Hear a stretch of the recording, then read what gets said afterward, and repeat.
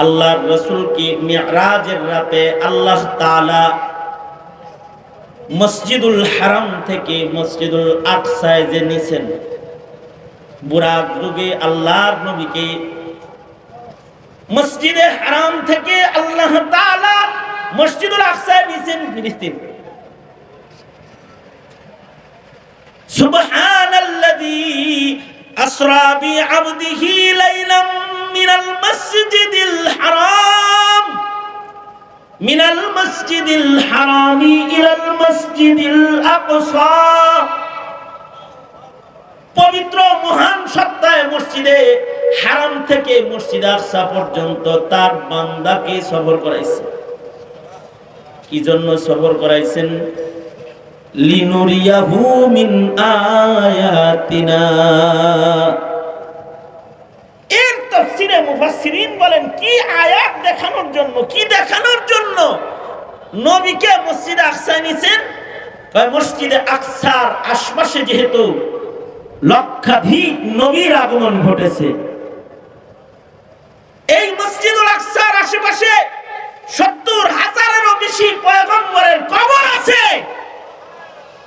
এই সব দেখানোর জন্য, নবীদের সাথে জিয়ারত করার জন্য, নবীদের কবরের হালত দেখানোর জন্য আল্লাহ তার বন্ধুকে সফর করায়া মক্কাতুল মুকাররমা থেকে মসজিদুল আকসা পর্যন্ত নিছেন। আল্লাহু আকবার জোরে করে বলেন। এবং আল্লাহর রাসূল মেরাজ থেকে এসে কবরের বর্ণনাও দান করছেন। আল্লাহর রাসূল বলেন, আমি যখন যাইতেছিলাম জাবালে আহমার বরাবর, সেখান থেকে খুশবু বের হইতেছে। জিবরাইলকে বললাম, খুশবু কিসের? এটা ঈমানদারের কবরের খুশবু। সুবহানাল্লাহ, আস্তে করে বলেন। হযরত আসিয়া সহকারে ফেরাউনের ঘরে যারা শাহাদাত বরণ করেছে, ঈমানদার, ওরা এই নিচে ঘুমায় রয়েছে, ওদের কবর থেকে খুশবু বেরোতেছে। খুশবু জান্নাতের কবরের খুশবু। মেরাজ থেকে এসে আল্লাহর রাসূল বলছেন, আল্লাহর রাসূল সাল্লাল্লাহু আলাইহি ওয়াসাল্লাম বলেন, নিচের দিকে নজর করে আল্লাহর রাসূল তাকায় দেখে মুসা নবীর কবরের ভেতরে পয়গম্বর মুসা কবরের ভেতরে দাঁড়িয়ে নামাজ পড়তেছে। শালনা গাজীপুর আয়োজিত গণ কবরস্থান স্থাপন উপলক্ষে মহতি ওয়াজ ও দোয়া মাহফিলের মোহতারাম সাদাত, মোহতারাম সভাপতি, উপস্থিত হযরত, বুজুর্গ, উলামায়ে কেরাম, সম্মুখপানে সমবেত দিন প্রিয়, ইসলাম প্রিয়, দিনদার, ঈমানদার মুমিন মুসলমান ভাইরা, পর্দার আড়াল থেকে আলোচনায় শামিল মা বোনেরা, আল্লাহর দরবারে শুকর। আল্লাহ তাআলা প্রায় মধ্যরাত্রি 11:30 পার হয়ে গেছে, দ্বীনি মাহফিলে আল্লাহ তাআলা বসায় রাখছেন। কালিমাতুশ শুকর আলহামদুলিল্লাহ। সুখবর হলো, সাবেক মেয়র মহোদয়, উলামা প্রেমিক, একজন গণমানুষের নেতা, উনি এই অত্র অঞ্চলের মানুষের জন্য না, শুধু টোটাল গাজীপুরের ওয়ার্ড ভিত্তিক কবরস্থানের ঘোষণা দিয়েছেন। এটি মহা আনন্দের একটি বিষয় গাজীপুরবাসীর জন্য। কারণ কবরস্থান কতটা জরুরি। বিক্ষিপ্তাকারে কবর হলে কবরের হালাত দুষ্কর হয়, মুশকিল হয়। আর যদি ভালো মানুষের কবরের কাছেও কারোর কবর হয়, কখনো কখনো একজন মানুষের কারণে গোটা গুরুস্থানের সকল মাইয়েতের কবরের আযাব মাফ হয়। যেমন মুহাম্মদুর রাসূলুল্লাহ সাল্লাল্লাহু আলাইহি ওয়াসাল্লামের রওজা আতহার কবর মদিনাতুল মুনাওয়ারাতে, শুধু নবীজির রওজা, নবীজির কবর মদিনাতুল মুনাওয়ারাতে হওয়ার কারণে কিয়ামত পর্যন্ত আশা করা যায় মদিনায় যাদের দাফন হবে তাদের কবরে আযাব হবে না। কারণ মদিনায় ঘুমিয়ে আছেন বরজখে মুহাম্মদুর রাসূলুল্লাহ সাল্লাল্লাহু আলাইহি ওয়াসাল্লাম। আল্লাহ তাআলা তার দোস্তের কাছাকাছি দোস্তর উম্মতের কোন কবরে আগুন জ্বালায় আশা করা যায় আল্লাহ তাআলা দোস্তকে কষ্ট দিবেন না। এই কারণেই কিয়ামত পর্যন্ত মানুষের দোয়া চলবে, আয় আল্লাহ মদিনায় একটু কবর করে দিয়ে নামাজ। এই দোয়াটা কিয়ামত পর্যন্ত বুদ্ধিমান মুমিনরা এই দোয়া করতে থাকবে। বকিয়ে মুকদ্দাস পে হো মেরি মরকদ,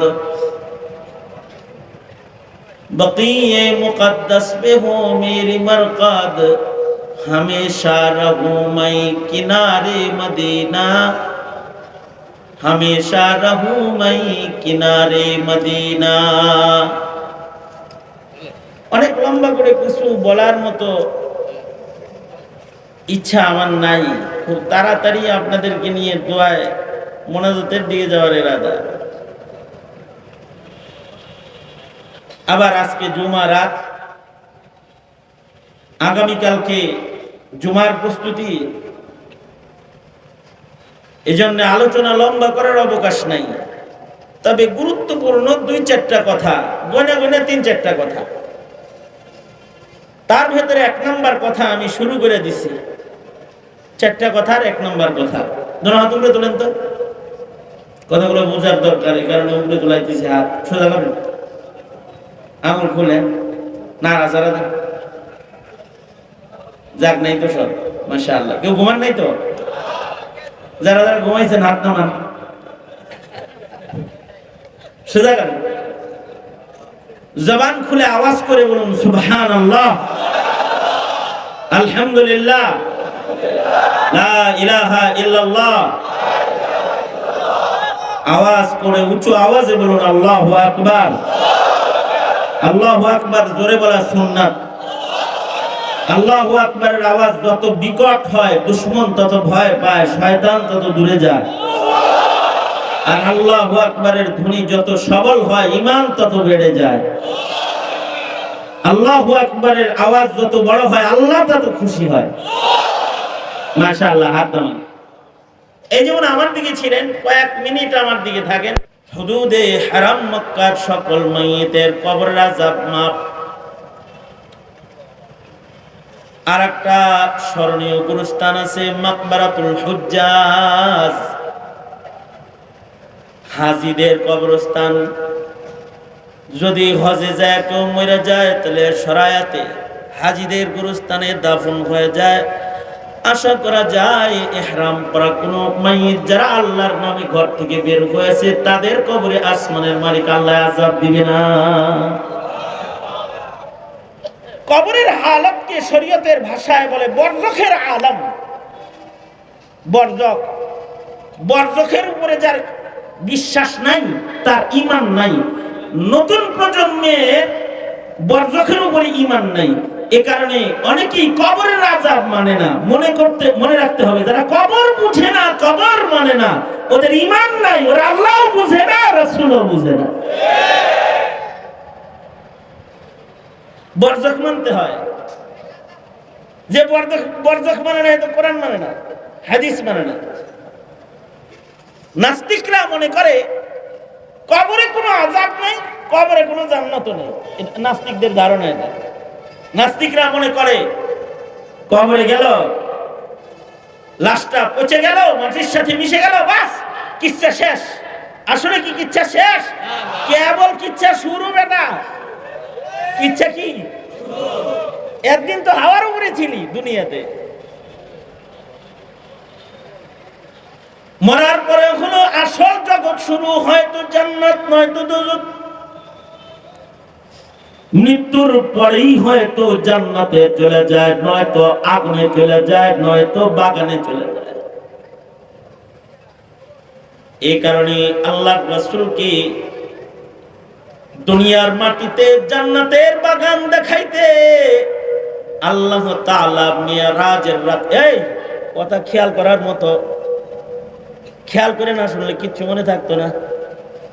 আল্লাহর রাসূল কি মিরাজের রাতে আল্লাহ তাআলা মসজিদুল হারাম থেকে মসজিদুল আকসায় যে নিছেন, বুরাক যুগে আল্লাহর নবীকে মসজিদে হারাম থেকে আল্লাহ তাআলা মসজিদুল আকসায় নিছেন ফিলিস্তিন।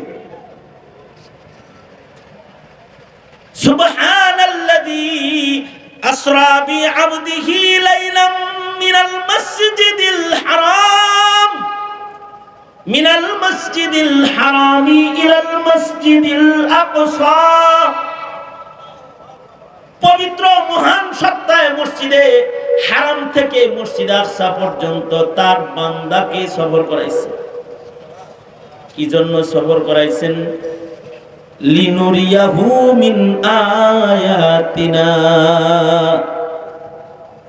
এর তাফসীরে মুফাসসিরিন বলেন কি আয়াত দেখানোর জন্য, কি দেখানোর জন্য নবীকে মসজিদে আকসায় নিছেন? মসজিদে আকসার আশপাশে যেহেতু লক্ষাধিক নবীর আগমন ঘটেছে, এই মসজিদুল আকসার আশেপাশে 70,000-এরও বেশি পয়গম্বরের কবর আছে। এই সব দেখানোর জন্য, নবীদের সাথে জিয়ারত করার জন্য, নবীদের কবরের হালত দেখানোর জন্য আল্লাহ তার বন্ধুকে সফর করায়া মক্কাতুল মুকাররমা থেকে মসজিদুল আকসা পর্যন্ত নিছেন। আল্লাহু আকবার বলেন। এবং আল্লাহর রাসূল মেরাজ থেকে এসে কবরের বর্ণনাও দান করছেন। আল্লাহর রাসূল বলেন, আমি যখন যাইতেছিলাম জাবালে আহমার বরাবর, সেখান থেকে খুশবু বের হইতেছে। জিবরাইলকে বললাম, খুশবু কিসের? এটা ঈমানদারের কবরের খুশবু। সুবহানাল্লাহ, আস্তে করে বলেন। হযরত আসিয়া সহকারে ফেরাউনের ঘরে যারা শাহাদাত বরণ করেছে, ঈমানদার, ওরা এই নিচে ঘুমায় রয়েছে, ওদের কবর থেকে খুশবু বেরোতেছে। খুশবু জান্নাতের কবরের খুশবু। মেরাজ থেকে এসে আল্লাহর রাসূল বলছেন, আল্লাহর রাসূল সাল্লাল্লাহু আলাইহি ওয়াসাল্লাম বলেন, নিচের দিকে নজর করে আল্লাহর রাসূল তাকায় দেখে মুসা নবীর কবরের ভেতরে পয়গম্বর মুসা কবরের ভেতরে দাঁড়িয়ে নামাজ পড়তেছে। কবরের হালত দেখতে দেখতেই নবী গেছেন মসজিদুল আকসা। এ কারণে কবর হয়তো আগুন হয়, নয়তো বাগান হয়। আল্লাহর রাসূল বলতেছেন, আল কবরু রাউযাতুম মিন রিয়াজিল জান্নাহ আও হুফরাতুম মিন হুফারিন নার। এখন আপনারা বলুন, আমরা কি এখানে কেউ এমন আছি যারা কবরে যাওয়া লাগবে না? আছেন কেউ এরকম? এখানে কেউ আছেন? সবার কবরে যাইতে হবে এই বিশ্বাস তো সবার আছে। এখন প্রশ্ন হলো, আপনার কবর কি আপনি আগুন বানাইবেন না বাগান বানাইবেন? এটা হলো কথা। কখনো কখনো কবরের পরিবেশ ভালো হলেও কবর জান্নাতের বাগান হয়ে যায়। এটা আমার 1 নম্বর কথা। আমি যে ওয়াজটা করলাম এতক্ষণ, এই ওয়াজটাই করতেছিলেন মৌলানা। আপনি দাঁড়ায় রয়েছেন কেন? এই দাঁড়ায় রয়েছেন কেন? আমার নজর আপনার উপর পড়তেছে। ব্রেনে বাড়ি দেয়, বসেন। তা আমি যে এই বয়ানটা করলাম, এই বয়ানটা কাসেম নানতুবি, কাসেম নানতুবির আগে চিনেন। কাসেম নানতুবি হলেন হুজ্জাতুল ইসলাম, কাসিমুল উলুমি ওয়াল খায়রাত। কাসেম নানতুবি রাহমাতুল্লাহি আলাইহি, যিনি মাদ্রাসা শিক্ষার প্রতিষ্ঠাতা, উনি যদি দারুল উলুম দেওবন্দ না করত, তাহলে শাহবাগ চত্বরের নাস্তিকের শুধু একটা মিছিল তোমাদের নজরে পড়তো না। ভারতবর্ষ নাস্তিক পাইতো, ভারতবর্ষে মুসলমান পাইতো না, মুসলমান পাইতো না। কারণ কাসেম নানতুবি মাদ্রাসা প্রতিষ্ঠা করেছেন বিধায়ী, এখান থেকে জন্মগ্রহণ করেছে দাওয়াত তাবলীগ, এখান থেকেই জন্মগ্রহণ করেছে খানকাহ-ই নিজাম, এই মাদ্রাসাগুলোর থেকেই জন্মগ্রহণ করেছে ওয়াজ আর নসিহত, এই মাদ্রাসাগুলোর শহীদের কাফেলা যারা ইংরেজকে তাড়িয়েছিল